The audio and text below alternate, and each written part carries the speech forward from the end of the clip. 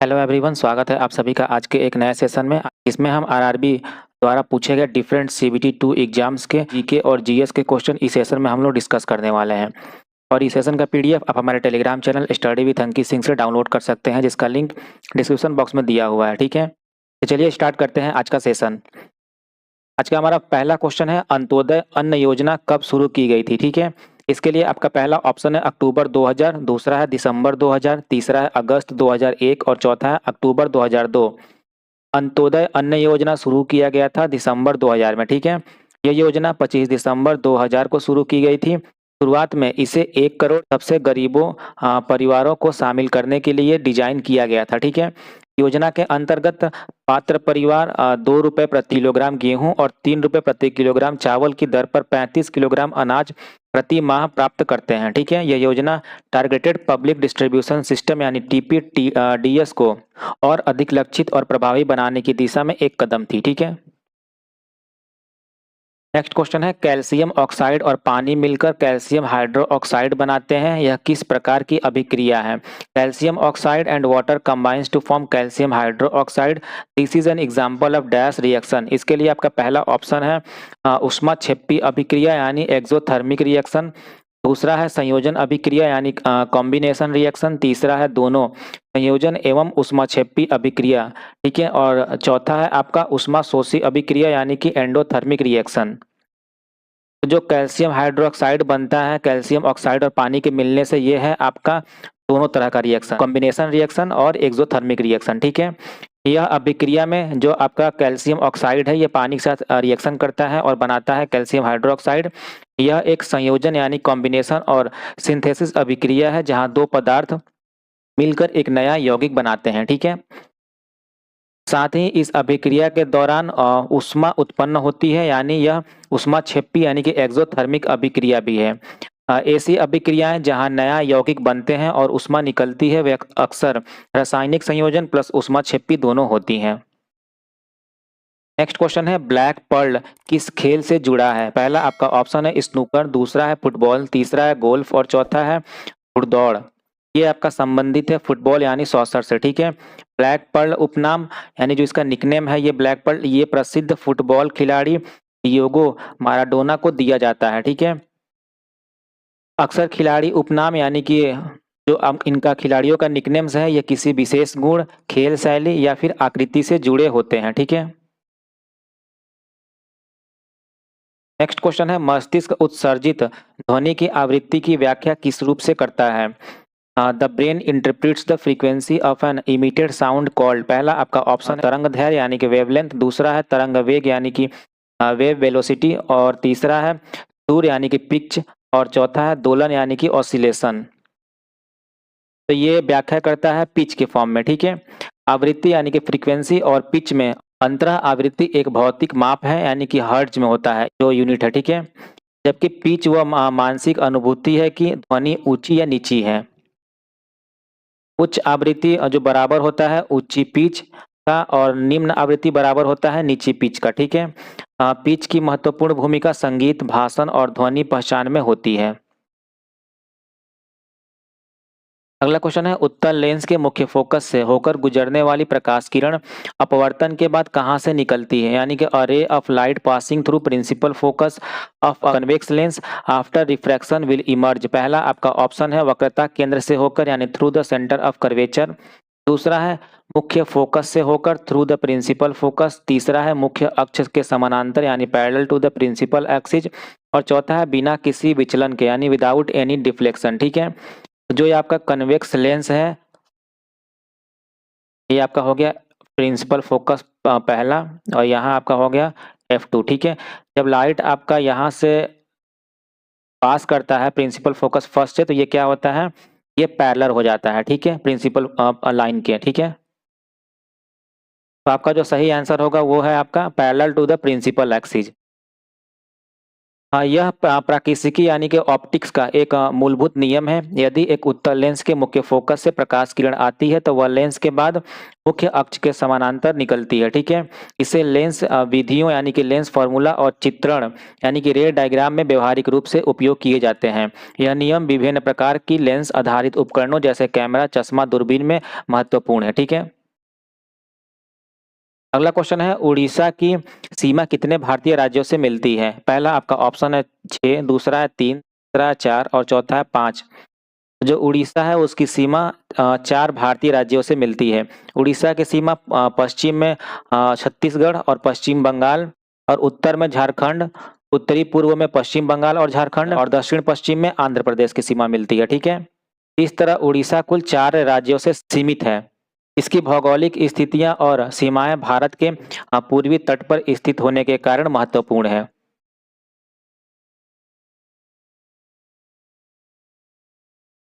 Next question है, Beamer शब्द किस खेल से संबंधित है? पहला आपका ऑप्शन है शतरंज, दूसरा है फुटबॉल, तीसरा है हॉकी और चौथा है क्रिकेट।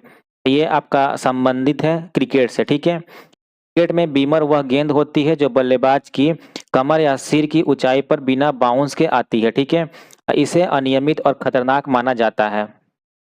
नेक्स्ट क्वेश्चन है, तारों का एक समूह जिसका पहचानने योग्य आकार होता है उसे क्या कहते हैं? पहला आपका ऑप्शन है कॉमेट यानी धूमकेतु, दूसरा है मीटियोरॉइड्स, तीसरा है मीटियोराइट और चौथा है कॉन्स्टलेशन यानी तारामंडल। ये आपका कहलाता है तारामंडल यानी कॉन्स्टलेशन, ठीक है। कॉन्स्टलेशन यानी तारामंडल शब्द प्रायः खगोलीय समूहों के लिए उपयोग होता है जिन्हें मानव कल्पना में आकृतियां दी जाती हैं, जैसे कि ओरियन, सप्तऋषि आदि, ठीक है। पुरातन संस्कृतियों में विभिन्न संस्कृतियों ने खगोलीय कहानियां और मिथक तारामंडलों से जुड़े बनाए हैं। अंतर्राष्ट्रीय खगोलीय संगठन ने आकाशगंगा को 88 आधिकारिक कॉन्स्टलेशंस में बांटा हुआ है, ठीक है। अगला क्वेश्चन है, राष्ट्रीय हरित अधिकरण यानी कि एनजीटी के पहले अध्यक्ष कौन है? नेशनल ग्रीन ट्रिब्यूनल के चेयरपर्सन का नाम पूछा गया है। पहला पहला आपका ऑप्शन है न्यायमूर्ति ए के गांगुली, दूसरा है न्यायमूर्ति मार्कंडे काटजू, तीसरा है न्यायमूर्ति ए एस नायडू और चौथा है न्यायमूर्ति लोकेश्वर सिंह पंटा।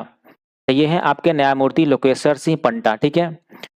एनजीटी की स्थापना भारत में पर्यावरण न्याय को तेजी से और प्रभावी तरीके से लागू करने के उद्देश्य से की गई थी। न्यायमूर्ति पंटा पहले अध्यक्ष के रूप में नियुक्त हुए और उन्होंने एनजीटी की प्रारंभिक व्यवस्थाओं को स्थापित किया, ठीक है। एनजीटी सर्वोच्च न्यायालय से अलग एक विशेष न्यायिक निकाय है जो पर्यावरण मामले में निर्णय लेता है।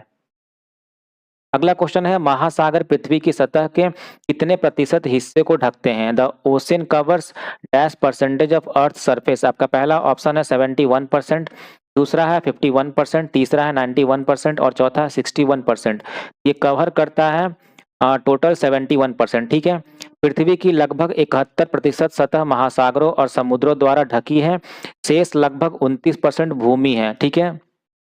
महासागरीय जल पृथ्वी की जल मिश्रण, जलवायु नियंत्रक, जैव विविधता आदि के लिए महत्वपूर्ण भूमिका निभाते हैं। समुद्र में तापमान, धाराएं और जल वाष्पीकरण का वैश्विक जलवायु पर गहरा प्रभाव है। अगला क्वेश्चन है, भारत ने पहली बार ओलंपिक खेलों में कब भाग लिया था? पहला आपका ऑप्शन है 1920, दूसरा है 1972, तीसरा है 1974 और चौथा है 1928। तो जो आपका सही जवाब है वो है आपका वर्ष 1920। भारत ने 1920 में एंटवर्प बेल्जियम में पहली आधिकारिक टीम भेजी, ठीक है। हालांकि 1900 में एक भारतीय ने भी पेरिस ओलंपिक्स में भाग लिया था और 2 रजत पदक जीते थे। 1927 में भारतीय ओलंपिक समिति यानी कि इंडियन ओलंपिक एसोसिएशन की स्थापना हुई और 1928 में भारत ने हॉकी में सबसे पहला स्वर्ण पदक जीता था। अगला क्वेश्चन है, निम्नलिखित में से कौन सा पशु 2008 तक गंभीर संकटग्रस्त प्रजाति यानी कि क्रिटिकल इंडेंजर्ड स्पीसीज की श्रेणी में था, जिसे बाद में संकटग्रस्त प्रजाति यानी कि इंडेंजर्ड स्पीसीज में रखा गया? इसके लिए आपका पहला ऑप्शन है पांडा, दूसरा है एशियाई शेर, तीसरा है सुमात्रन राइनोसोरस और चौथा है भारतीय बाघ यानी कि इंडियन टाइगर। तो ये है आपका एशियाटिक लायन। एशियाई शेर मुख्यतः भारत के गिर राष्ट्रीय उद्यान और आसपास के क्षेत्र में पाया जाता है। इस प्रजाति की स्थिति में सुधार हुआ है जिसके कारण IUCN ने इसे क्रिटिकल इंडेंजर्ड से इंडेंजर्ड श्रेणी में स्थानांतरित किया है, ठीक है। इसके संरक्षण के तहत कई उपाय किए गए हैं, जैसे कि आवास संरक्षण, जैव विविधता वृद्धि और मानव वन्यजीव संघर्ष को कम करना। ठीक है, जो क्रिटिकल इंडेंजर्ड होता है, सबसे ज्यादा विलुप्त होने वाले को इस कैटेगरी में रखा जाता है, और जो थोड़े बहुत विलुप्त हुए हैं उनको इंडेंजर्ड में रखा जाता है। ठीक है, अगला क्वेश्चन है, कौन सा महत्वपूर्ण दर्रा केरल को तमिलनाडु से जोड़ता है? The important pass that links Kerala with Tamil Nadu is. पहला आपका ऑप्शन है नथाल घाट, दूसरा है पाल घाट, तीसरा है भोर घाट और चौथा है अरम्बोली। तो ये है आपका पाल घाट। ठीक है, पाल घाट एक प्राकृतिक दर्रा है जो पश्चिमी घाट को पार करता है और केरल को तमिलनाडु से जोड़ता है। यह दर्रा कृषि, जलवायु और यातायात के लिहाज से महत्वपूर्ण है, क्योंकि यह हवा, नमी और मौसम को प्रभावित करता है। इस दर्रे से होकर नेशनल हाईवे और रेलवे मार्ग भी गुजरते हैं। अगला क्वेश्चन है, एमएस एक्सेल में संपूर्ण पंक्ति यानी कि इंटायर रो को चुनने के लिए शॉर्टकट कुंजी क्या है? ठीक है, इसके लिए आपका पहला ऑप्शन है control plus shift plus space, दूसरा है कंट्रोल प्लस होम, तीसरा है कंट्रोल प्लस स्पेस और चौथा है शिफ्ट प्लस स्पेस। ये है आपका शिफ्ट प्लस स्पेस। ठीक है, इसी तरह कंट्रोल प्लस स्पेस का उपयोग एक कॉलम चुनने के लिए किया जाता है। Control plus shift plus space का उपयोग पूरे वर्कशीट को चुनने के लिए किया जाता है। ठीक है, ये सब जितने हैं ये क्या है, एक्सेल्स के शॉर्टकट की हैं।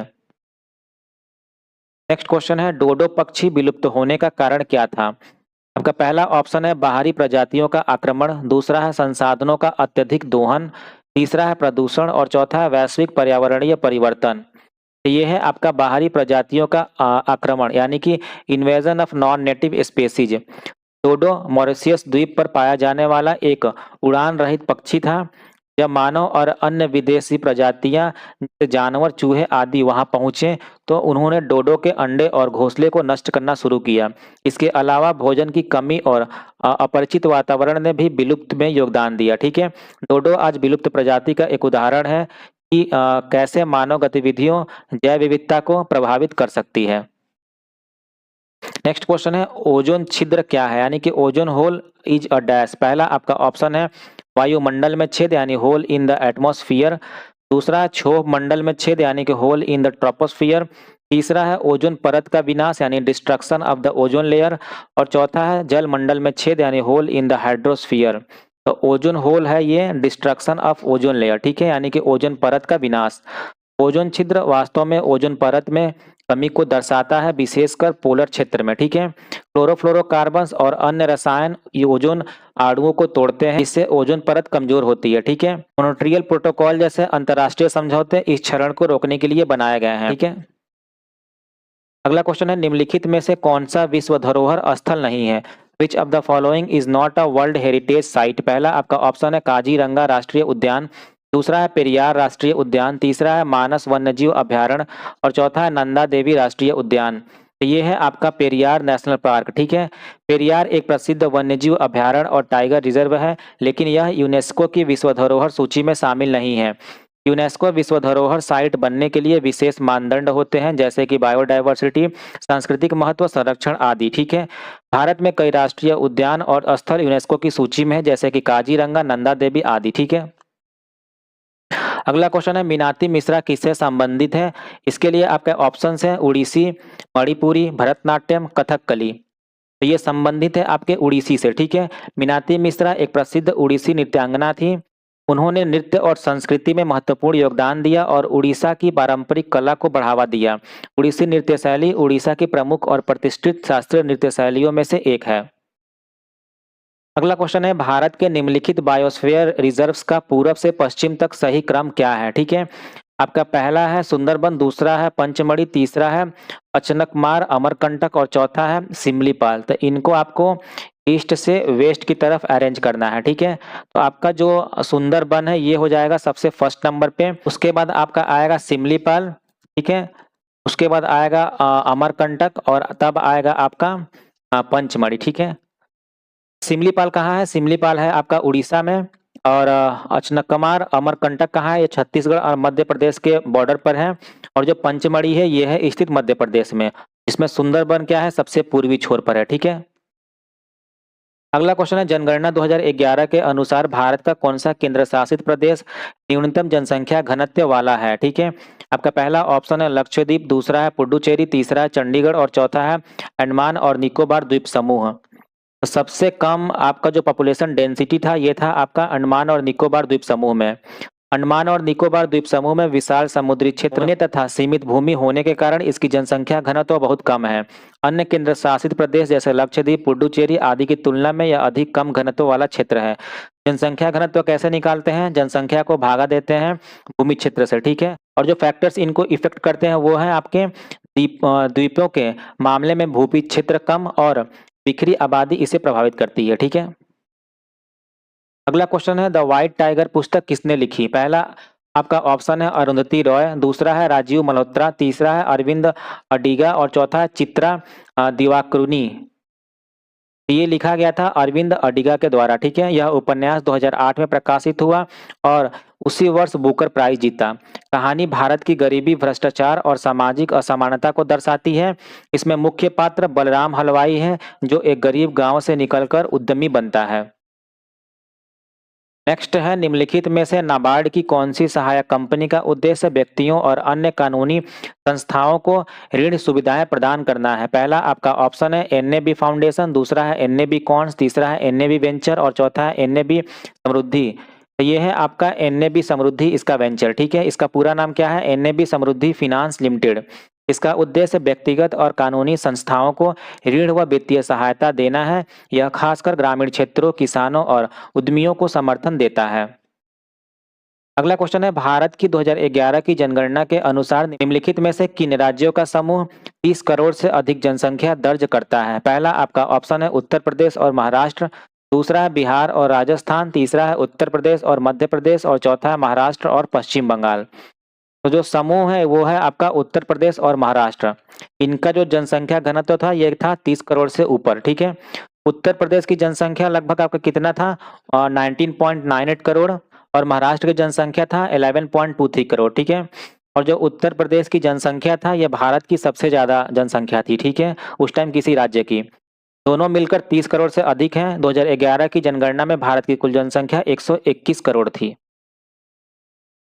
नेक्स्ट क्वेश्चन है, निम्नलिखित में से किस प्रकार के वनों में चीतल यानी हिरण पाए जाते हैं? पहला आपका ऑप्शन है पर्णपाती वन यानी डिसिडियस फॉरेस्ट, दूसरा है पर्वतीय वन यानी कि माउंटेन फॉरेस्ट और तीसरा है कांटेदार वन यानी कि थॉर्न फॉरेस्ट और चौथा है मैनग्रोव वन यानी कि मैनग्रोव फॉरेस्ट। तो जो चीतल यानी हिरण पाए जाते हैं ये माउंटेन फॉरेस्ट यानी पर्वतीय वन में पाए जाते हैं। चीतल को एक्सिस भी कहते हैं। यह भारत का सबसे सामान्य हिरण है। यह पर्णपाती और घास वाले जंगलों में ज्यादा पाया जाता है, खासकर मध्य भारत व दक्षिण भारत में, ठीक है। लेकिन इसे कई बार पर्वतीय वनों में भी देखा गया है। अगला क्वेश्चन है, निम्नलिखित में से कौन सी योजना ग्रामीण क्षेत्रों में स्वरोजगार के अवसर पैदा करने के उद्देश्य रखती है? पहला आपका ऑप्शन है प्रधानमंत्री रोजगार योजना, दूसरा है स्वर्ण जयंती ग्राम स्वरोजगार योजना, तीसरा है स्वर्ण जयंती शहरी रोजगार योजना और चौथा है ग्रामीण रोजगार सृजन कार्यक्रम। तो ये है आपका ग्रामीण रोजगार सृजन कार्यक्रम यानी रूरल एम्प्लॉयमेंट जनरेशन प्रोग्राम, ठीक है। इसे खादी और ग्रामोद्योग आयोग यानी कि केवीआईसी द्वारा लागू किया गया। इसका उद्देश्य है कि ग्रामीण युवाओं को स्वरोजगार के अवसर देना। इस योजना से छोटे पैमानों के उद्योगों को प्रोत्साहन मिला। बाद में इसे प्रधानमंत्री रोजगार सृजन कार्यक्रम में मिला दिया गया, ठीक है। अगला क्वेश्चन है, भारत में चरम गरीबी का अनुमान लगाने के लिए निम्नलिखित में से किस डाटा स्रोत का उपयोग किया जाता है? पहला आपका ऑप्शन है घरेलू उपभोक्ता व्यय सर्वेक्षण, दूसरा है राष्ट्रीय जनगणना डेटा, तीसरा है कृषि उत्पादन डेटा और चौथा है राष्ट्रीय आय डेटा। तो ये है आपका घरेलू उपभोक्ता व्यय सर्वेक्षण यानी कि हाउस होल्ड कंज्यूमर एक्सपेंडिचर सर्वे, ठीक है। भारत में गरीबी मापने के लिए मुख्य स्रोत घरेलू उपभोक्ता व्यय सर्वेक्षण है। इसमें यह देखा जाता है कि परिवार भोजन, वस्त्र, शिक्षा, स्वास्थ्य आदि पर कितना खर्च करता है। विश्व बैंक भी इसी प्रकार के डेटा का उपयोग करता है। अगला क्वेश्चन है, गुलाम वंश के शासकों को कालानुक्रमिक क्रम में व्यवस्थित करें। Arrange the following rulers of the slave dynasty in chronological order, ठीक है। तो इसमें अगर हम लोग अरेंज करते हैं इन सारे आपके ऑप्शंस में से, तो सबसे पहला आपका आएगा रखनुद्दीन फिरोज शाह, उसके बाद आएगा बहराम शाह, फिर अलाउद्दीन मसूद शाह, उसके बाद नसरुद्दीन महमूद, ठीक है। गुलाम वंश की स्थापना किया गया था कुतुबुद्दीन ऐबक के द्वारा 1206 ईस्वी में। और बात करें इनके क्रमानुसार का, तो जो आपके रकुद्दीन फिरोज शाह थे ये थे आपके 1236 में, उसके बाद बहराम शाह 1240 में, अलाउद्दीन मसूद शाह 1242 में और नसरुद्दीन महमूद 1246 से 1266 तक। ठीक है, और इस वंश का सबसे प्रसिद्ध शासक कौन था? ये था इल्तुतमिश।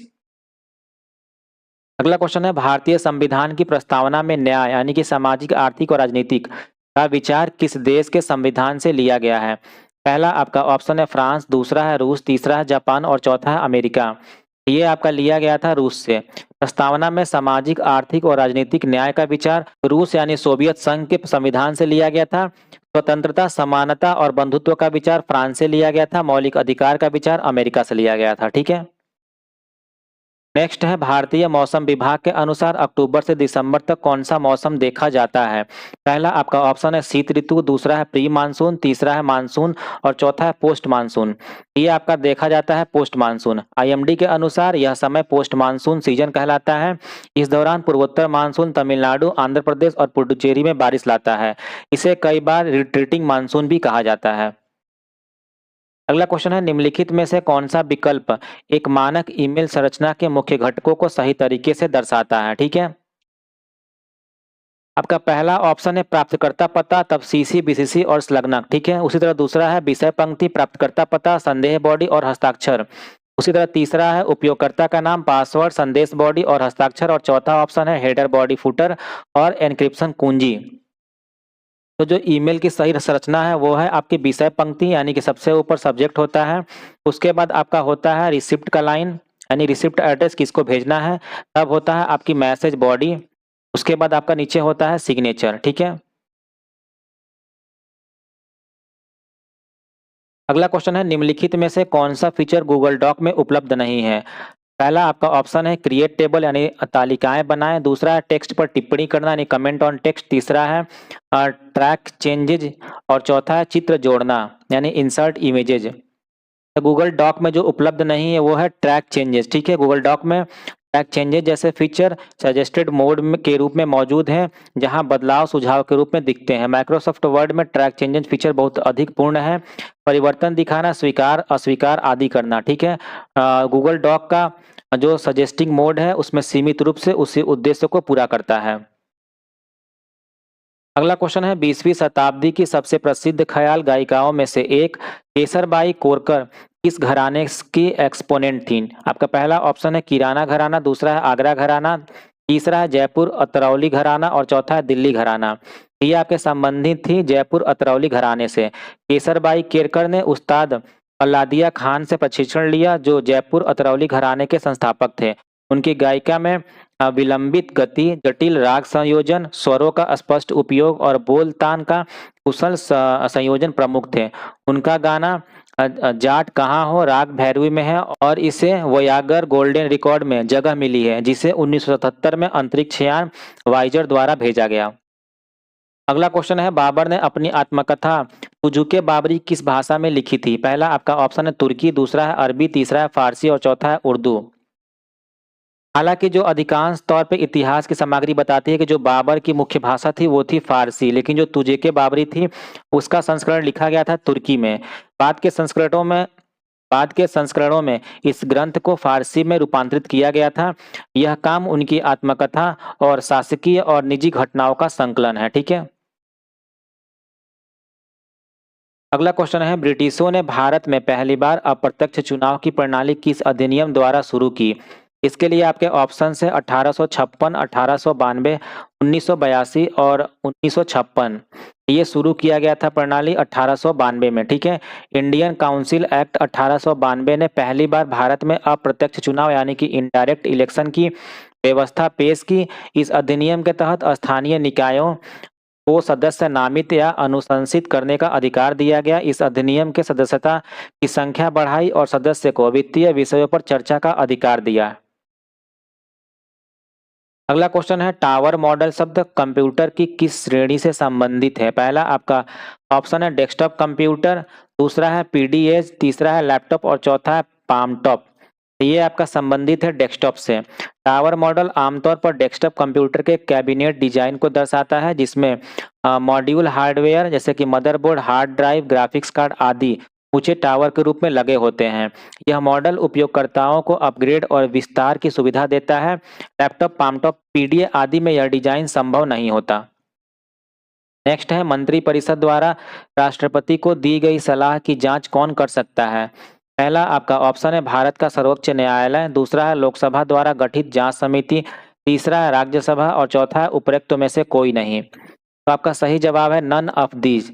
संविधान के अनुसार राष्ट्रपति की सलाह पर अमल करना जरूरी है, आर्टिकल 74 के क्लॉज 2 के तहत, और वह सलाह अमुक यानी कि नॉन जस्टिसेबल मानी जाती है। सुप्रीम कोर्ट ने यह स्पष्ट किया है कि मंत्रिपरिषद की सलाह सार्वजनिक रूप से जज की जांच यानी कि जुडिशियल रिव्यू योग्य नहीं है। इस तरह संविधान या न्यायालय सलाह की जांच की अनुमति नहीं देते। इसे राजनीतिक और संवैधानिक भावना के दायरे में माना जाता है। अगला क्वेश्चन है, जम्मू और कश्मीर का संविधान किस वर्ष अपनाया गया था? आपके ऑप्शन है 1954, 1950, 1956 और 1958। ये अपनाया गया था 1956 में। राज्य जम्मू और कश्मीर की अपनी संविधान सभा थी, जिसने 1956 में संविधान को अंगीकार किया। यह संविधान भारत के संविधान से समकालीन था, लेकिन कुछ विशेष प्रावधान, उदाहरण के तौर पर अनुच्छेद 370 शामिल थे। बाद में 2019 में अनुच्छेद 370 को निरस्त किया गया और राज्य को 2 केंद्र शासित प्रदेशों में बांटा गया था। ठीक है। अगला क्वेश्चन है, मूल्य सीमा यानी प्राइस सीलिंग का तात्पर्य है। पहला आपका ऑप्शन है पहले से महंगे सामान या सेवाओं से कर हटाना, दूसरा है वस्तुओं या सेवाओं की सभी कीमतों पर कर लगाना, तीसरा है महंगे सामान या सेवाओं पर कर की न्यूनतम सीमा लगाना, और चौथा है वस्तुओं या सेवाओं पर मूल्य की ऊपरी सीमा लगाना। प्राइस सीलिंग का अर्थ है वस्तुओं या सेवाओं पर मूल्य की ऊपरी सीमा लगाना, यानी imposition of upper limit of price on goods और सर्विसेज। मूल्य सीमा सरकार द्वारा निर्धारित अधिकतम मूल्य है जो विक्रेता न पार कर सके। ठीक है। इसका उद्देश्य महंगाई को नियंत्रित करना और उपभोक्ताओं को अत्यधिक मूल्य से बचाना है। यदि सरकार कीमत सीमा से अधिक मूल्य वसूलने पर नियंत्रण नहीं करती तो वह काला बाजारीकरण और आपूर्ति की कमी को जन्म देती है। अगला क्वेश्चन है, वस्तुओं या सेवाओं के उत्पादन में आर्थिक लाभ कमाने के लिए जिन इनपुट्स का उपयोग किया जाता है उन्हें क्या कहा जाता है? पहला आपका ऑप्शन है उत्पादन के कारक, दूसरा है प्रस्तुति के कारक, तीसरा है बिक्री के कारक और चौथा है आपूर्ति के कारक। ये कहा जाता है आपका उत्पादन के कारक यानी फैक्टर्स ऑफ प्रोडक्शन। मुख्य उत्पादक कारक होते हैं भूमि, श्रम, पूंजी और उद्यमिता। अर्थशास्त्र में यह कारक आर्थिक लाभ कमाने के लिए संयोजित किए जाते हैं। इन कारकों की दक्षता, लागत और उपलब्धता उत्पादन और कीमतों को प्रभावित करती है।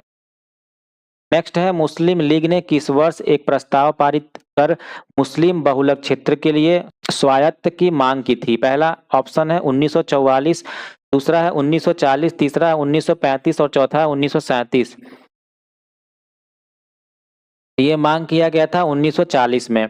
1937 से 38 के बाद मुस्लिम राजनीति सक्रिय हुई और 1940 में मुस्लिम लीग ने लाहौर प्रस्ताव पारित किया, जिसमें मुस्लिम बहुलक क्षेत्रों को स्वतंत्र राज्यों की मांग की गई। इस प्रस्ताव के बाद में टू नेशन थ्योरी और विभाजन की आधारशिला माना गया। यह प्रस्ताव भारत के राजनीतिक इतिहास में एक मील का पत्थर माना जाता है। अगला क्वेश्चन है, राय मुख्य रूप से निम्नलिखित में से किस राज्य का लोक नृत्य है? इसके लिए आपके ऑप्शन है मणिपुर, मध्य प्रदेश, कर्नाटक और आंध्र प्रदेश। तो जो ये लोक नृत्य है ये है आपका मध्य प्रदेश का। राय नृत्य बुंदेलखंड क्षेत्र का पारंपरिक लोक नृत्य है जो मुख्य रूप से मध्य प्रदेश और उत्तर प्रदेश के बुंदेलखंड क्षेत्र में प्रचलित है। यह नृत्य विशेष रूप से महिलाओं द्वारा किया जाता है और इसे शादी, जन्म उत्सव जैसे अवसरों पर प्रस्तुत किया जाता है। राय का अर्थ सरसों के बीज होता है और नर्तकियों की गति सरसों के बीज की तरह होती है जो थाली में घूमते हैं। ठीक है। यह नृत्य ढोलक, नगाड़ा, झीका, रामटूला जैसे पारंपरिक वाद्य यंत्रों की धुन पर किया जाता है। झांसी प्रशासन ने इस नृत्य को पुनर्जीवित करने के लिए कई प्रयास किए हैं। अगला क्वेश्चन है, निम्नलिखित में से किस पारिस्थितिकी तंत्र में बहुत कम तापमान और जमी हुई मिट्टी पाई जाती है? आपका पहला ऑप्शन है टुंड्रा, दूसरा है घास भूमि, तीसरा है मरुस्थल और चौथा है उष्णकटिबंधीय वर्षावन यानी ट्रॉपिकल रेन फॉरेस्ट। तो ये है आपका टुंड्रा रीजन, ठीक है। टुंड्रा पारिस्थितिकी तंत्र में अत्यधिक ठंडा वातावरण और अस्थायी रूप से जमी हुई मिट्टी पाई जाती है। यह पारिस्थितिकी तंत्र मुख्य रूप से आर्कटिक और उच्च पर्वतीय क्षेत्रों में पाया जाता है। यहाँ की वनस्पति में मुख्य रूप से लाइकेन, मांस और बौने पौधे शामिल हैं। अगला क्वेश्चन है, निम्नलिखित में से कौन सा एक अनुपूरक प्रोटोकॉल है जो गैर ASCII डेटा को ईमेल के माध्यम से भेजने की अनुमति देता है? Which of the following is a supplementary protocol that allows non-ASCII data to be sent through email? पहला आपका ऑप्शन है मल्टीपर्पज इंटरनेट मेल एक्सटेंशन, दूसरा है DNS, तीसरा है HTTPS और चौथा है मेलिंग लिस्ट। ये है आपका MIME यानी कि मल्टीपर्पज इंटरनेट मेल एक्सटेंशन।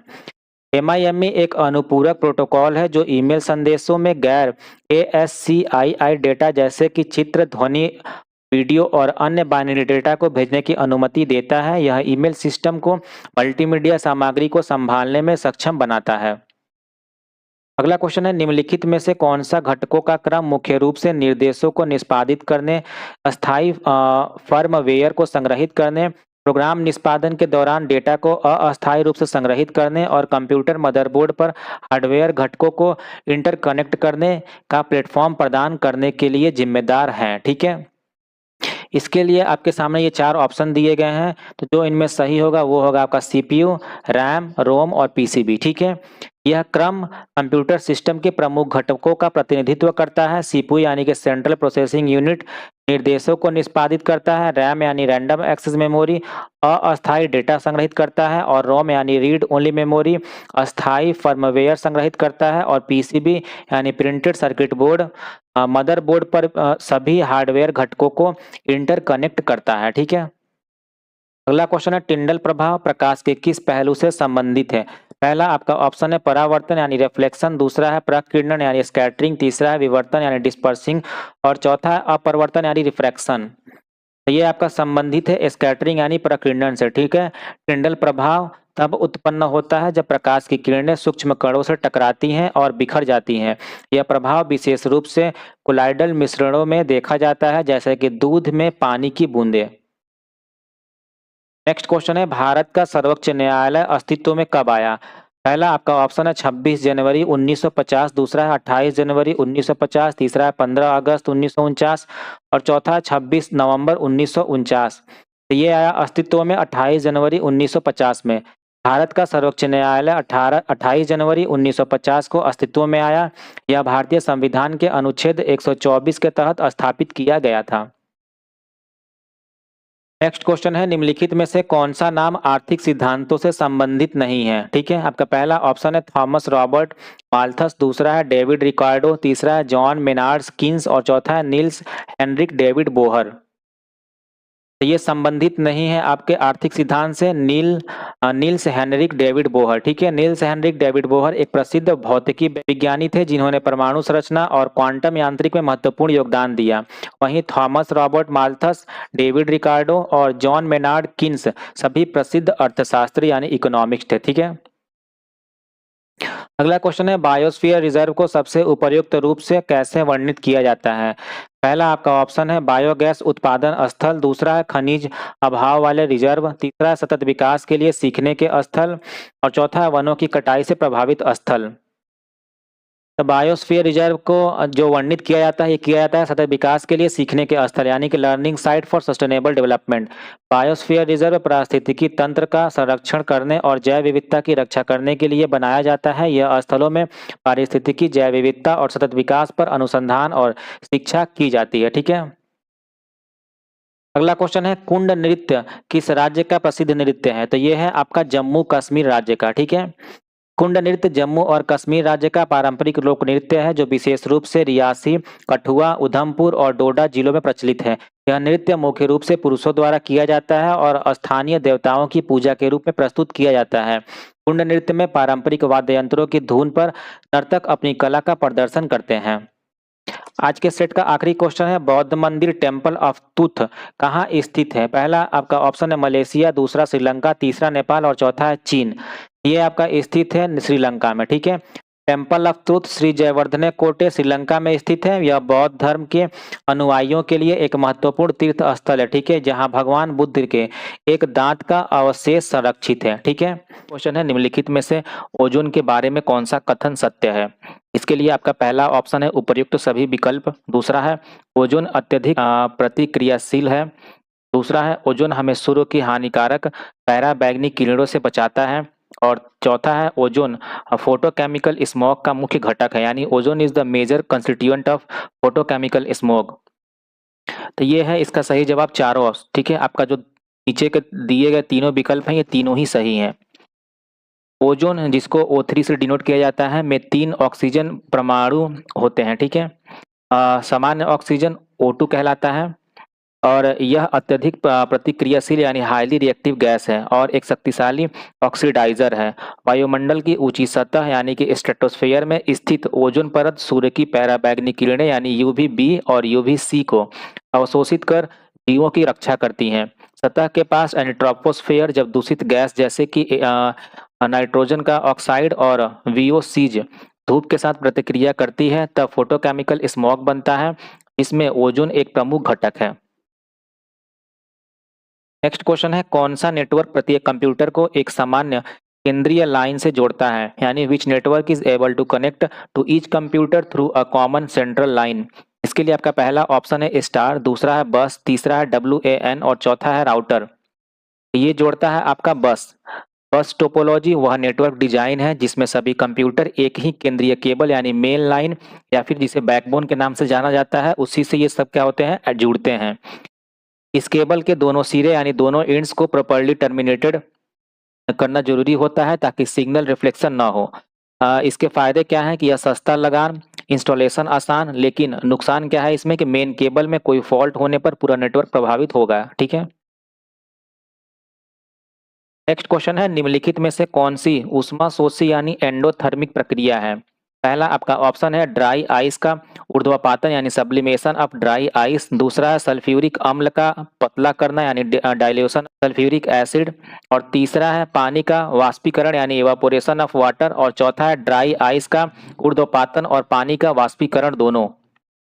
तो जो आपका एंडोथर्मिक आपका जो इनमें से प्रक्रिया है वो क्या है, वो दोनों है, ड्राई आइस का ऊर्ध्वपातन और पानी का वाष्पीकरण दोनों, यानी both sublimation of dry ice and evaporation of water.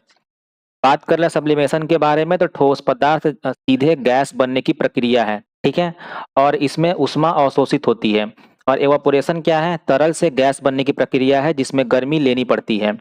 उदाहरण के तौर पर ड्राई आइस यानी CO2 ठोस का ऊर्ध्वपातन और पानी का वाष्पीकरण ये दोनों क्या है, एंडोथर्मिक हैं, ठीक है। अगला क्वेश्चन है वर्तमान प्रस्तुति में नई स्लाइड डालने के लिए शॉर्टकट कुंजी क्या है। What is the shortcut key to insert a new slide into the current presentation. इसके लिए आपका पहला ऑप्शन है Ctrl+N, दूसरा है Ctrl+F, तीसरा है Ctrl+M और चौथा है Ctrl+O। ये है आपका Ctrl+M। Ctrl+M से क्या होता है कि माइक्रोसॉफ्ट पावर पॉइंट में वर्तमान प्रस्तुति यानी करंट प्रेजेंटेशन में नई स्लाइड जोड़ने का सामान्य शॉर्टकट होता है, ठीक है। अगला क्वेश्चन है अब्दुल कलाम भारत के राष्ट्रपति कब रहे। इसके लिए आपका पहला ऑप्शन है 2007 से 2012 के बीच, दूसरा है 1997 से 2002 के बीच, तीसरा है 2002 से 2007 के बीच और चौथा है 1992 से 1997 के बीच। ये रहे थे 2002 से 2007 के बीच, ठीक है। डॉक्टर APJ अब्दुल कलाम भारत के 11वें राष्ट्रपति थे और उनका कार्यकाल 25 जुलाई 2002 से 25 जुलाई 2007 तक था। अगला क्वेश्चन है वांसदा राष्ट्रीय उद्यान कहाँ स्थित है। इसके लिए आपका पहला ऑप्शन है असम, दूसरा है पंजाब, तीसरा है उत्तराखंड और चौथा है गुजरात। ये आपका स्थित है गुजरात राज्य में, ठीक है। यह गुजरात के नवसारी जिले में स्थित है और क्षेत्र प्रायद्वीपीय जंगलों यानी डेसिडियस का यह हिस्सा है, ठीक है, जिसमें कटास यानी बांस की झाड़ियां आदि प्रमुख जो इसमें है पौधे हैं। पार्क का क्षेत्र लगभग 24 वर्ग किलोमीटर में यह फैला हुआ है। नेक्स्ट क्वेश्चन है राइडर कप किस खेल से संबंधित है। पहला आपका ऑप्शन है गोल्फ, दूसरा है टेबल टेनिस, तीसरा है क्रिकेट और चौथा है हॉकी। राइडर कप आपका संबंधित है गोल्फ से। राइडर कप एक अंतर्राष्ट्रीय गोल्फ टूर्नामेंट है जिसमें यूरोप और संयुक्त राज्य अमेरिका की टीमें भाग लेती हैं, ठीक है। यह हर 2 वर्षों यानी कि बाइनियल आयोजित होते हैं, ठीक है। और स्थान इसका वेन्यू क्या होता है, यूरोप होता है और यूएसए के बीच बदला जाता है, ठीक है। कभी यूरोप होता है और कभी यूएसए में इसका आयोजन किया जाता है। नेक्स्ट क्वेश्चन है ईबीसीडीआईसी का पूर्ण रूप क्या है। पहला इसके लिए ऑप्शन है extended binary control decimal interchange code, दूसरा है enhanced binary control data interchange code, और तीसरा है extended binary coded decimal interchange code, और चौथा है enhanced binary coded data integration code. जो ईबीसीडीआईसी का जो आपका फुल फॉर्म है वो है आपका extended binary coded decimal interchange code, ठीक है। आईबीएम द्वारा विकसित एक कैरेक्टर इनकोडिंग स्कीम है यह, और मुख्यतः पुराने यानी कि जो मेनफ्रेम कंप्यूटर्स हैं उनमें ये उपयोग होती थी। अगला क्वेश्चन है मॉनिट्रियल प्रोटोकॉल किससे संबंधित है। पहला आपका ऑप्शन है परमाणु हथियार से, दूसरा है वन्यजीव संरक्षण से, तीसरा है वेल संरक्षण से, और चौथा है ओजोन परत का संरक्षण से। ये आपका संबंधित है ओजोन परत का संरक्षण यानी प्रोटेक्शन ऑफ ओजोन लेयर से, ठीक है। मॉनिट्रियल प्रोटोकॉल एक अंतर्राष्ट्रीय समझौता है जो ओजोन परत को क्षति पहुंचाने वाले पदार्थों के उत्पादन एवं उपयोग को कम करने के लिए बनाया गया था, ठीक है। यह 1987 में हस्ताक्षरित हुआ और 1 जनवरी 1989 से लागू हुआ था। अगला क्वेश्चन है 1983 में प्रेसिडेंशियल वर्ल्ड कप जीतने के लिए भारतीय क्रिकेट टीम ने जिस वेस्टइंडीज टीम को हराया उसके कप्तान कौन थे, ठीक है। इसके लिए आपका पहला ऑप्शन है वीवी रिचर्ड्स, दूसरा है मैल्कम मार्शल, तीसरा है रिचर्डसन, और चौथा है क्लाइव लॉयड। तो उस टाइम के ये कप्तान थे वेस्टइंडीज के क्लाइव लॉयड, ठीक है। और 1983 का जो क्रिकेट विश्व कप फाइनल था ये कहाँ आयोजित किया गया था, लॉर्ड्स क्रिकेट ग्राउंड लंदन में, ठीक है। और इसमें जो वेस्टइंडीज था वो 43 रनों से हार गया था। और जो इसमें फाइनल मैच में जो आपके मैन ऑफ द मैच चुने गए थे वो थे आपके मोहिंदर अमरनाथ, ठीक है। उन्होंने क्या लिया था, 3 विकेट और 26 रन की पारी खेली थी। अगला क्वेश्चन है निम्नलिखित में से कौन सा एक प्रकार का इम्पैक्ट प्रिंटर है। इसके लिए आपका पहला ऑप्शन है लाइन प्रिंटर, दूसरा है प्लॉटर, तीसरा है लेजर प्रिंटर, और चौथा है इंकजेट प्रिंटर। जो इम्पैक्ट प्रिंटर का उदाहरण है ये है आपका लाइन प्रिंटर, ठीक है। लाइन प्रिंटर एक प्रकार का इम्पैक्ट प्रिंटर है जो एक साथ पूरी लाइन को प्रिंट करता है, जिससे यह तेज से प्रिंटिंग करता है और यह मुख्य रूप से बड़े डेटा प्रोसेसिंग सिस्टम में उपयोग होते हैं। अगला क्वेश्चन है किमोनो किस देश की पारंपरिक पोशाक है। पहला आपका ऑप्शन है चीन, दूसरा है जापान, तीसरा है न्यूजीलैंड, और चौथा है कोरिया। ये आपका जापान का क्या है, पारंपरिक पोशाक है, ठीक है। किमोनो जापान की पारंपरिक पोशाक है जो विशेष अवसरों पर पहनी जाती है। यह एक लंबा ढीला गाउन होता है, ठीक है, जिसे बेल्ट यानी ओबी से बांधा जाता है। नेक्स्ट क्वेश्चन है पट्टचित्रकला रूप किस राज्य से संबंधित है। पहला आपका ऑप्शन है इसके लिए गुजरात, दूसरा है तमिलनाडु, तीसरा है उड़ीसा, और चौथा है आंध्र प्रदेश। जो सही जवाब हो जाएगा वो है उड़ीसा, ठीक है। पट्टचित्र उड़ीसा की पारंपरिक चित्रकला है जो कपड़े या कपड़े जैसी सामग्री पर उकेरी जाती है, ठीक है। यह कला रूप धार्मिक कथाओं और मिथकों को चित्रित करने के लिए प्रसिद्ध है। अगला क्वेश्चन है अरावली पर्वतमाला जो विश्व की सबसे पुरानी पर्वतमाला है किस प्रकार का पर्वत है, ठीक है। पहला आपका ऑप्शन है भ्रंश पर्वत यानी फोल्ड माउंटेन है, दूसरा है अवरोधी पर्वत यानी ब्लॉक माउंटेन है, तीसरा है ज्वालामुखी पर्वत यानी वोल्केनिक माउंटेन है, और चौथा है पठार यानी प्लेट्यू है। तो जो अरावली पर्वतमाला है ये है आपका भ्रंश पर्वतमाला यानी कि फोल्ड माउंटेन है, ठीक है। अरावली पर्वतमाला भारत की सबसे पुरानी पर्वतमाला है जो लगभग 3.2 अरब वर्ष पुरानी मानी जाती है। यह भ्रंश पर्वतों की श्रेणी में आती है और राजस्थान से दिल्ली तक फैली हुई है। अगला क्वेश्चन है निम्नलिखित में से किस आयोग या फिर समिति ने कुछ मौलिक कर्तव्यों को लागू करने हेतु कानूनी प्रावधानों के अस्तित्व की पहचान की थी, ठीक है। इसके लिए आपका पहला ऑप्शन है वसंत राव नाइक समिति, दूसरा है सरकारिया आयोग, तीसरा है राजा मन्नार आयोग, और चौथा है जस्टिस वर्मा समिति। तो ये है आपका जस्टिस वर्मा समिति, ठीक है।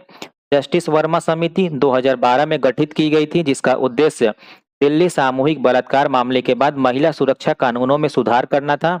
इस समिति ने मौलिक कर्तव्यों के कानूनी प्रावधान की पहचान की थी। अगला क्वेश्चन है निम्नलिखित में से कौन सा बाजार संरचना यानी मार्केट स्ट्रक्चर की विशेषता नहीं है, ठीक है। इसके लिए आपका पहला ऑप्शन है खरीदारों की एकाग्रता की डिग्री यानी डिग्री ऑफ बायर्स कंसंट्रेशन। दूसरा है विक्रेताओं की एकाग्रता की डिग्री यानी डिग्री ऑफ सेलर्स कंसंट्रेशन। तीसरा है प्रवेश की शर्तें यानी कंडीशन ऑफ एंट्री। और चौथा है ऊर्ध्वाधर एकीकरण यानी वर्टिकल इंटीग्रेशन। ये विशेषता नहीं है आपका मार्केट स्ट्रक्चर का ऊर्ध्वाधर एकीकरण यानी वर्टिकल इंटीग्रेशन, ठीक है। बाजार संरचना में विक्रेताओं की एकाग्रता, खरीदों की एकाग्रता और प्रवेश के शर्तें शामिल होती हैं। ऊर्ध्वाधर एकीकरण यानी वर्टिकल इंटीग्रेशन बाजार संरचना का हिस्सा नहीं है। यह एक कंपनी की उत्पादन प्रक्रिया में नियंत्रण को दर्शाता है, ठीक है। अगला क्वेश्चन है गाद और धूल से बनी मिट्टी किस प्रकार की होती है? What is the type of soil composed of silt and dust? इसके लिए आपका पहला ऑप्शन है दोमट यानी लोम। दूसरा है मार्ल। तीसरा है लोस और चौथा है पॉटसोल। तो ये है आपका लोस, ठीक है। लोस एक प्रकार की मिट्टी है जो गाद और धूल से बनी होती है। यह मिट्टी हवा के माध्यम से स्थानांतरित होती है और उपजाऊ होती है, ठीक है। जिससे कृषि के लिए उपयुक्त होती है ये मिट्टी। नेक्स्ट क्वेश्चन है केलुचरण महापात्र किस नृत्य शैली से संबंधित एक प्रसिद्ध व्यक्तित्व थे? पहला आपका ऑप्शन है उड़ीसी। दूसरा है कथक। तीसरा है छाऊ और चौथा है मणिपुरी। तो ये आपका संबंधित है उड़ीसी से, ठीक है। केलुचरण महापात्र उड़ीसी नृत्य के महान गुरु और कलाकार थे। उन्होंने उड़ीसी नृत्य को पुनर्जीवित किया और इसे अंतरराष्ट्रीय स्तर पर पहचान दिलाई। अगला क्वेश्चन है वह शिलालेख कौन सा है जिसमें प्रतिहार राजा कक्कुक की अभीरों पर विजय का उल्लेख मिलता है, ठीक है। The inscription which claims the victory of Pratihara king Kakkuka over Abhir. पहला आपका ऑप्शन है बिजौलिया शिलालेख। दूसरा है आर्थुना शिलालेख। तीसरा है घाटियाला शिलालेख और चौथा है चिरवा शिलालेख। तो ये है आपका घाटियाला शिलालेख, ठीक है। घाटियाला शिलालेख राजस्थान के घाटियाला क्षेत्र में पाया गया था, जिसमें प्रतिहार राजा कक्कुक की अभीरों पर विजय का उल्लेख मिलता है, ठीक है। यह शिलालेख 9वीं शताब्दी का है, ठीक है। नेक्स्ट क्वेश्चन है अ पैसेज टू इंडिया उपन्यास किसने लिखा था? इसके लिए आपका पहला ऑप्शन है सलमान रुश्दी ने। दूसरा है एडवर्ड मॉर्गन फॉस्टर ने। तीसरा है जोनाथन स्विफ्ट ने और चौथा है डैनियल डिफो ने। तो ये लिखा गया था आपका एडवर्ड मॉर्गन फॉस्टर के द्वारा, ठीक है।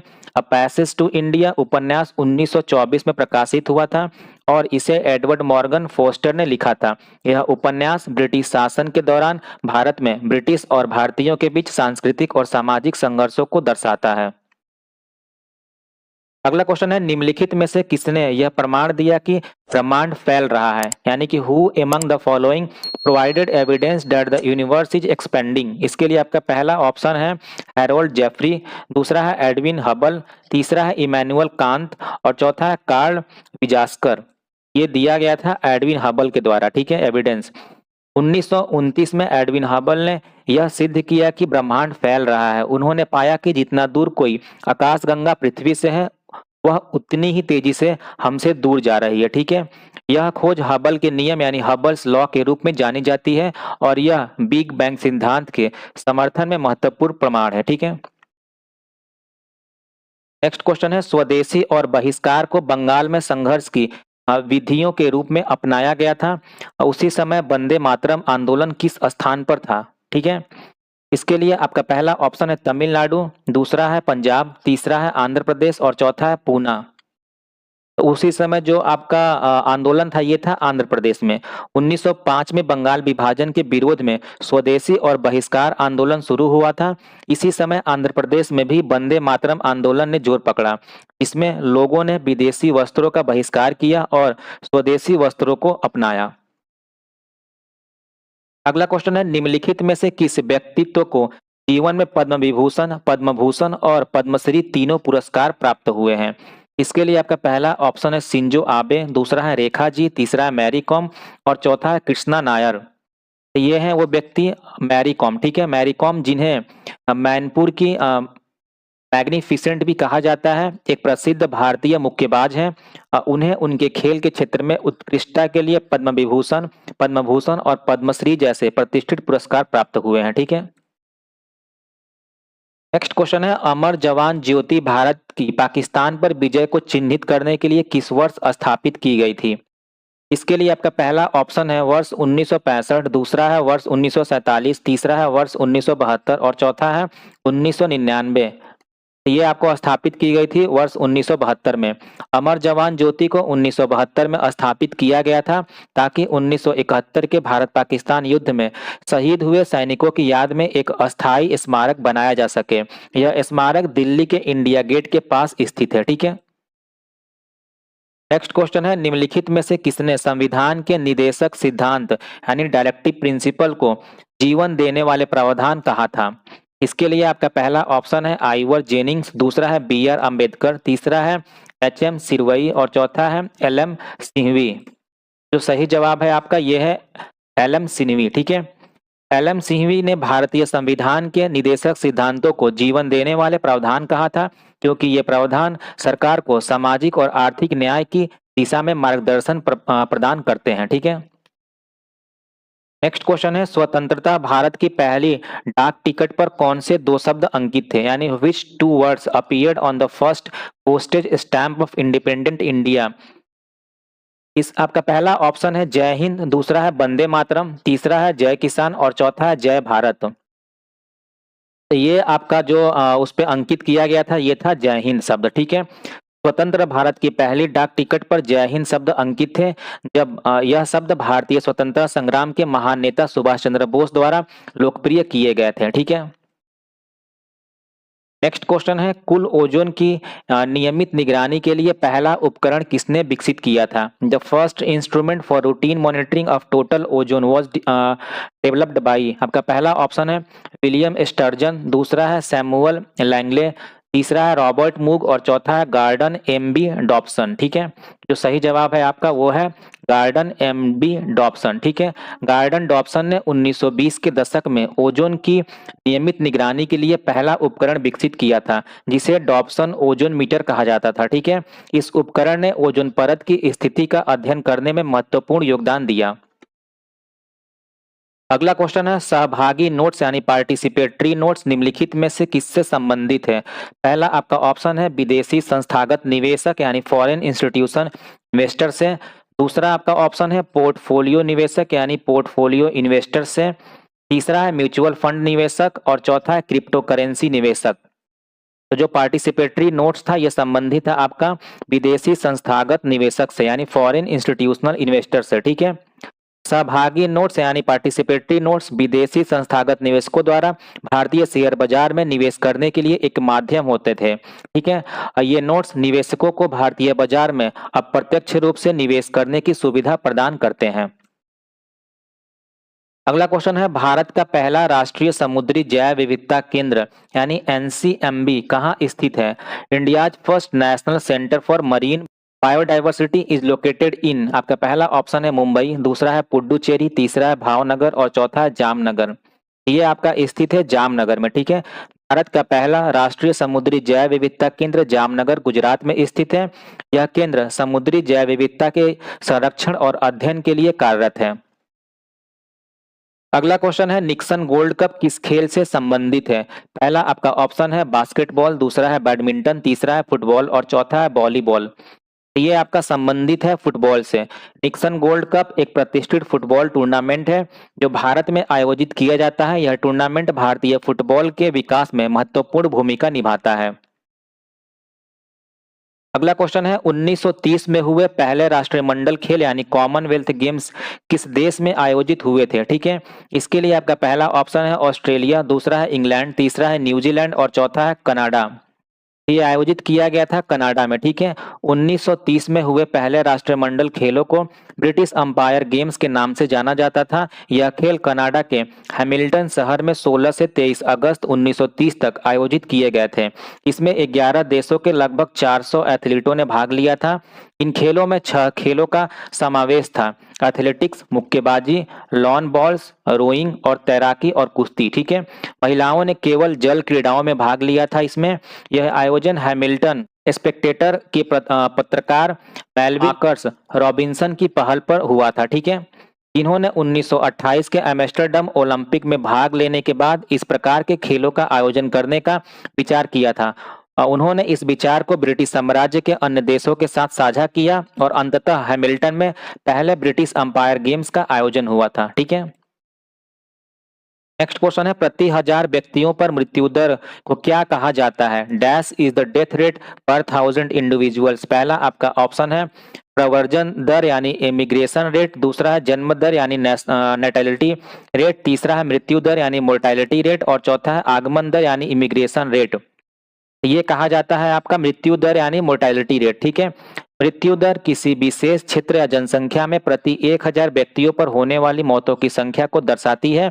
यह सांख्यिकी में एक महत्वपूर्ण संकेतक है जो किसी क्षेत्र की स्वास्थ्य स्थिति, जीवन प्रत्याशा और चिकित्सा सेवाओं की गुणवत्ता का आकलन करने में सहायक होता है। अगला क्वेश्चन है, अस्थायी जैविक प्रदूषकों यानी पीओपीज पर स्टॉकहोम कन्वेंशन किस वर्ष पर हस्ताक्षरित हुआ था? आपका पहला ऑप्शन है 2000, दूसरा है 2001, तीसरा है 1998 और चौथा है 1999। ये आपका हुआ था वर्ष 2001 में। ठीक है। स्टॉकहोम कन्वेंशन एक अंतर्राष्ट्रीय संधि है जिसका उद्देश्य अस्थायी जैविक प्रदूषकों यानी परसिस्टेंट ऑर्गेनिक पॉल्यूटेंट्स यानी पीओपीज के उत्पादन, उपयोग और उत्सर्जन को नियंत्रित करना है। यह कन्वेंशन 2001 में स्वीडन की राजधानी स्टॉकहोम में आयोजित एक अंतर्राष्ट्रीय सम्मेलन में अपनाया गया था। इसका मुख्य उद्देश्य मानव स्वास्थ्य और पर्यावरण पर पीओपीज के हानिकारक प्रभावों को कम करना था।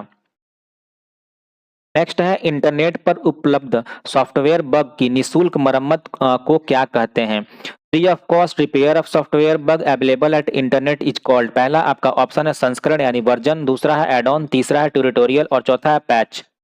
ये कहलाता है आपका पैच। ठीक है। सॉफ्टवेयर बग की निःशुल्क मरम्मत को पैच कहा जाता है। यह एक छोटा सा कोड होता है जिसे सॉफ्टवेयर में किसी दोष या बग को ठीक करने के लिए लागू किया जाता है। पैचेज आमतौर पर सॉफ्टवेयर विक्रेता द्वारा जारी किए जाते हैं और उपयोगकर्ताओं को अपने सिस्टम को अपडेट करने के लिए प्रेरित करते हैं ताकि वे सुरक्षा खामियों से बच सकें। नेक्स्ट है, निम्नलिखित में से भारत का पहला आर्कटिक अनुसंधान केंद्र कौन सा है? इसके लिए आपका पहला ऑप्शन है हिमाद्री, दूसरा है दक्षिण गंगोत्री, तीसरा है मैत्री और चौथा है भारती।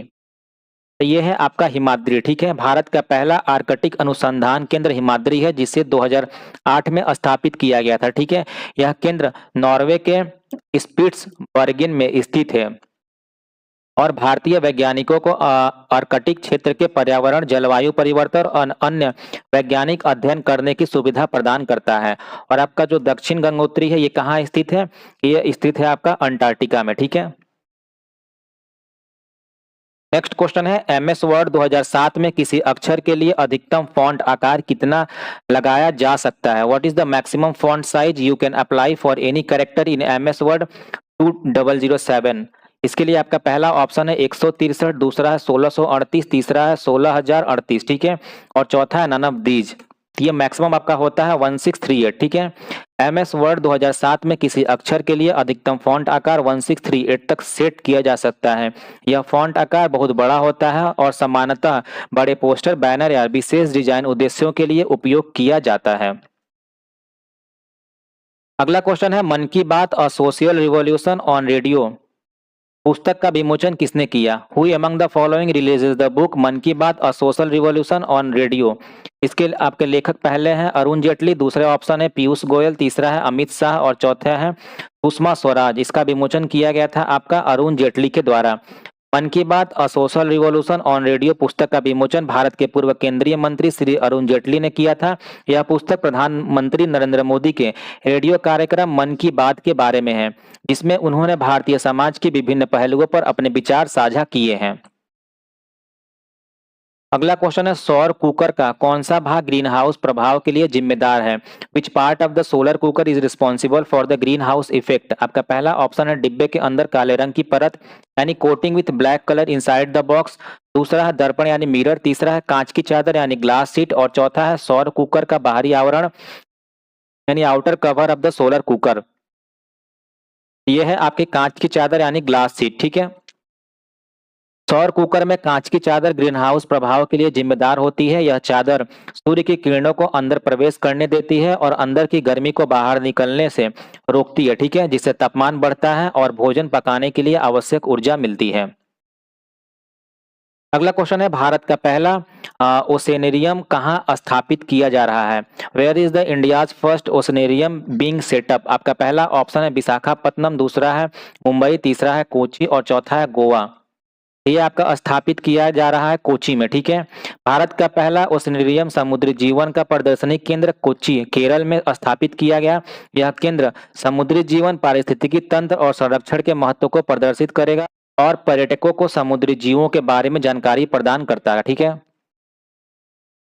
नेक्स्ट है, कंप्यूटर और कीबोर्ड के बीच संचार किस प्रकार का ट्रांसमिशन होता है? ठीक है। Communication between a computer and a keyboard involves dash transmission. इसके लिए आपका पहला ऑप्शन है स्वचालित यानी ऑटोमेटिक, दूसरा है हाफ डुप्लेक्स, तीसरा है फुल डुप्लेक्स और चौथा है सिंप्लेक्स। ये आपका ट्रांसमिशन होता है सिंप्लेक्स, ठीक है। कंप्यूटर और कीबोर्ड के बीच संचार सिंप्लेक्स प्रकार का होता है, जिसमें डेटा केवल एक दिशा में प्रवाहित होता है। इसमें कीबोर्ड से कंप्यूटर तक डेटा भेजा जाता है, लेकिन कंप्यूटर से कीबोर्ड तक कोई डेटा नहीं भेजा जाता है, ठीक है, जिसको क्या कहा जाता है? सिंप्लेक्स। नेक्स्ट है, एकता और अनुशासन यानी यूनिटी एंड डिसिप्लिन के ध्येय वाक्य के साथ 15 जुलाई 1948 को कौन सा संगठन स्थापित किया गया था? पहला आपका ऑप्शन है RIMC, दूसरा है NDA, तीसरा है NCC और चौथा है IMA। ये आपका स्थापित किया गया था NCC, राष्ट्रीय कैडेट कोर यानी NCC की स्थापना 15 जुलाई 1948 को हुई थी। इसका ध्येय वाक्य एकता और अनुशासन है, जो 1980 में 12वीं केंद्रीय सलाहकार समिति की बैठक में आधिकारिक रूप से अपनाया गया था। नेक्स्ट क्वेश्चन है, चेरनोबिल परमाणु आपदा किस वर्ष हुई थी? पहला आपका ऑप्शन है 1986, दूसरा है 1987, तीसरा है 1984 और चौथा है 1985। ये आपका हुआ था 1986 में। 26 अप्रैल 1986 को यूक्रेन के प्रिप्याट शहर के पास स्थित चेरनोबिल परमाणु ऊर्जा संयंत्र के रिएक्टर संख्या 4 में विस्फोट हुआ था। यह घटना परमाणु ऊर्जा क्षेत्र की सबसे गंभीर दुर्घटनाओं में से एक मानी जाती है। अगला क्वेश्चन है, इनमें से कौन सा युद्ध भारत की स्वतंत्रता के बाद हुआ था? ठीक है। पहला आपका ऑप्शन है वर्ल्ड वॉर 2, दूसरा है खाड़ी युद्ध यानी गल्फ वॉर, तीसरा है बोअर युद्ध और चौथा है वर्ल्ड वॉर फर्स्ट। तो भारत की स्वतंत्रता के बाद जो युद्ध हुआ था यह है खाड़ी युद्ध यानी गल्फ वॉर, ठीक है। खाड़ी युद्ध 1990 में इराक द्वारा कुवैत पर आक्रमण के बाद शुरू हुआ था। इसमें 42 देशों का एक गठबंधन, जिसमें अमेरिका प्रमुख था, ने इराक के खिलाफ सैन्य अभियान चलाया था। अगला क्वेश्चन है, पर्यावरण के निम्नलिखित अवधारणात्मक क्षेत्रों में से किसमें पदार्थ संग्रहण क्षमता सबसे कम होती है? Which of the conceptual spheres of the environment is having the least storage capacity for matter? आपका पहला ऑप्शन है वायुमंडल यानी एटमॉस्फियर, दूसरा है स्थल मंडल यानी लिथोस्फियर, तीसरा है जल मंडल यानी हाइड्रोस्फियर और चौथा है जीवमंडल यानी बायोस्फियर। तो ये होता है आपका एटमॉस्फियर में, ठीक है। वायुमंडल में गैसों की उपस्थिति के कारण इसमें पदार्थों का संग्रह अन्य क्षेत्रों की तुलना में कम होता है, ठीक है।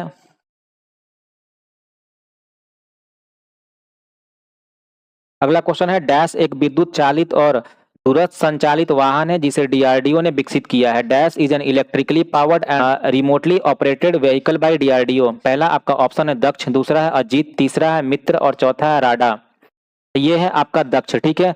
दक्ष एक दूरस्थ संचालित वाहन है जिसे रक्षा अनुसंधान और विकास संगठन यानी DRDO ने विकसित किया है।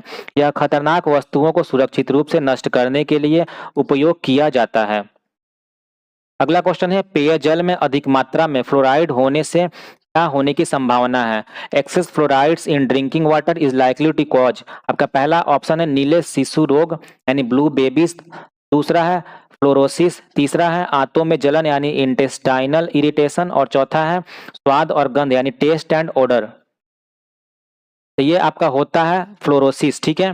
पेयजल में फ्लोराइड की अधिक मात्रा में दंत फ्लोरोसिस यानी दांतों में सफेद धब्बे और अस्थि फ्लोरोसिस यानी हड्डियों में कठोरता और विकृति जैसी समस्याएं हो सकती हैं।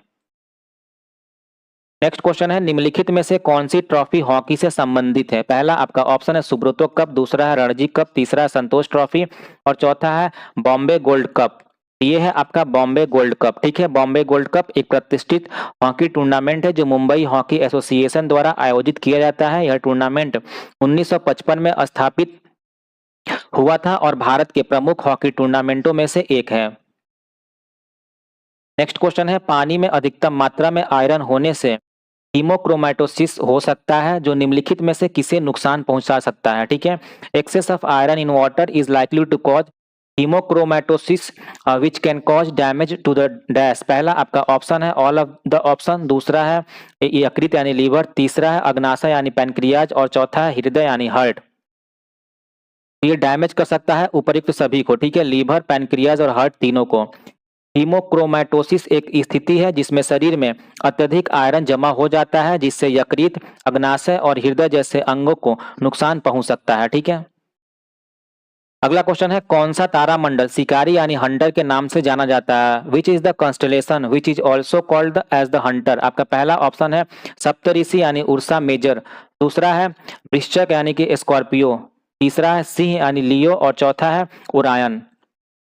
ये है आपका ओरायन हंटर के नाम से जाना जाता है। ठीक है, ओरायन एक प्रसिद्ध तारामंडल है जिसे शिकारी या फिर हंटर के रूप में भी जाना जाता है। यह आकाशगंगा के दक्षिणी आकाश में स्थित है और इसमें कई प्रमुख तारे और नेबुला शामिल है। ठीक है, आज के प्रैक्टिस सेट का आखिरी क्वेश्चन है, एमएस एक्सेल में स्पेलिंग टूल किस मेन्यू बार में होता है।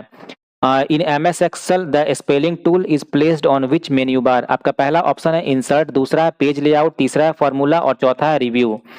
तो ये आपका होता है रिव्यू में। ठीक है, एमएस एक्सेल में spelling check tool review tab में उपलब्ध होता है, जहां से उपयोगकर्ता स्पेलिंग और ग्रामर की जांच कर सकते हैं। ठीक है, तो ये था आज के सेशन का हमारा क्वेश्चंस। आपने इसमें कितने नंबर प्राप्त किए कमेंट करके जरूर बताएं, और साथ ही आज का वीडियो आपको कैसा लगा इसके बारे में जरूर कमेंट करें। और आज का वीडियो अगर आपको पसंद आया हो इसको लाइक करें और अपने दोस्तों के साथ शेयर करें। और अगर आप चैनल पर नए हैं तो इस चैनल को सब्सक्राइब कर लें, ताकि जितने भी प्रैक्टिस सेट या फिर करंट अफेयर के सेट इस चैनल पर आए वो सभी आपको आसानी से प्राप्त हो सकें। ठीक है, तो चलिए मिलते हैं एक नए वीडियो के साथ, तब तक के लिए टेक केयर, बाय बाय।